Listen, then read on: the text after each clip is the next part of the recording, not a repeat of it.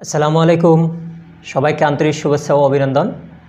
আজকের বিষয়টা আমরা যারা ব্লগ নিয়ে কাজ করি আমাদের জন্য খুবই গুরুত্বপূর্ণ একটা বিষয়। ব্লগ নিয়ে কাজ করতে গেলে এই কাজটা কিন্তু আমাদেরকে অবশ্যই আগে থেকে করে নিতে হবে যদি আমরা একটা ভালো কাজ করতে চাই। সেই কাজটা হলো যে কি আমাদেরকে আগে ড্রয়িং করে নেব যে আমরা কোন জায়গার মধ্যে কোন ডিজাইনটা দিব বা কী ধরনের ডিজাইন দিব সেটা কিন্তু আমরা আগে থেকে একটু একটা খসড়া করে নেব। খসড়া করে নিয়ে তারপর আমরা মূল কাপড়ের মধ্যে কাজটা শুরু করব। হ্যাঁ, মূল কাপড়ের মধ্যে আমাদেরকে আরেকটা জিনিস ড্রয়িং করে নিতে হবে, সেটা হচ্ছে কি কোথায় কোথায় গলা হবে, কোথায় হাতা হবে আর কোথায় বডি হবে। এই জিনিসটা আমরা অবশ্যই ড্রয়িং করে নেব। সেক্ষেত্রে আমরা যদি নিজেরাই পারি আমরা নিজেরাই ড্রয়িং করে নেব, আর যদি নিজেরাই না পারি সেক্ষেত্রে আমরা টেইলরের কাছ থেকে করে নেব।